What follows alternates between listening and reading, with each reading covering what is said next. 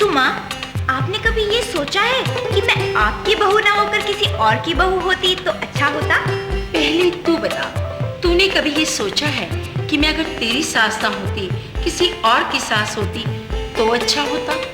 अब मैं भला किसी और का बुरा क्यों चाहूंगी? चाहने से अगर सब कुछ हासिल हो जाता ना बहू रानी, तो सबसे पहले मैं अपनी फूटी तकदीर बदलती जिसमें तुझ जैसी बहू लिखी थी। सासू माँ, हमारी ना एक ही समस्या है, हमारे विचार आपस में नहीं मिलते और यही वजह हमारे झगड़े की भी है। हाँ, ये तो तू सच कहती है।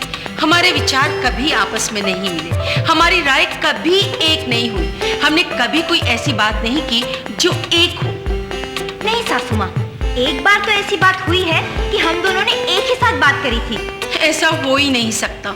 अरे हुआ था सासू माँ, आपको याद नहीं है? घर में एक बार आग लगी थी और हम दोनों एक साथ चिल्लाए थे, बचाओ बचाओ बचाओ।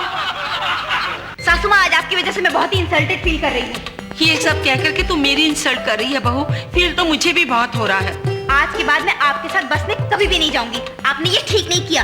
अरे मैं तो चुपचाप सीट पर बैठी थी। सीट पर बैठना कोई गुनाह होता है क्या? अरे कम से कम आपको विकलांग लोगों के लिए रिजर्व सीट पर तो नहीं बैठना चाहिए था ना? अरे विकलांग सीट पर विकलांग ही बैठते हैं ना। अरे आप कहाँ से विकलांग हैं? भली चंगी हट्टी कट्टी होकर अगर विकलांग की सीट पर बैठेंगी तो कंडक्टर तो टोकेगा ही ना, और उसका टोकना मुझे बिल्कुल भी अच्छा नहीं लगा। विकलांग को विकलांग ना कहना बहुत अच्छी बात है बहू, पर मैं विकलांग तो हूँ ही। आप कहाँ से विकलांग हैं?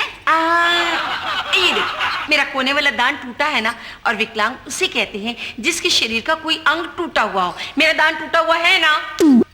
वाकई अगर किसी की तकदीर खराब हो तो कोई कितनी भी कोशिश क्यों ना कर ले, होना तो वही है जो इस तकदीर में लिखा है। सब ग्रहों का चक्कर है सासू माँ। अब जब सास ही राहु बनकर कुंडली में बैठी होगी तो सितारे तो अपने आप ही गर्दिश में रहेंगे ना। पर मेरी कुंडली में तो तू केतु बनकर बैठी हुई है बहू।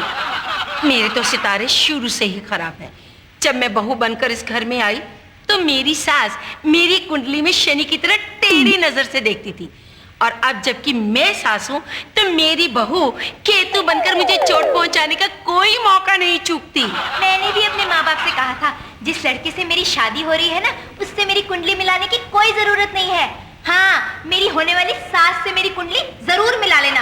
अगर मेरी कुंडली आपकी कुंडली से मिलाई होती ना तो आज मुझे एक अच्छी सास मिलती और मुझे अच्छी बहू।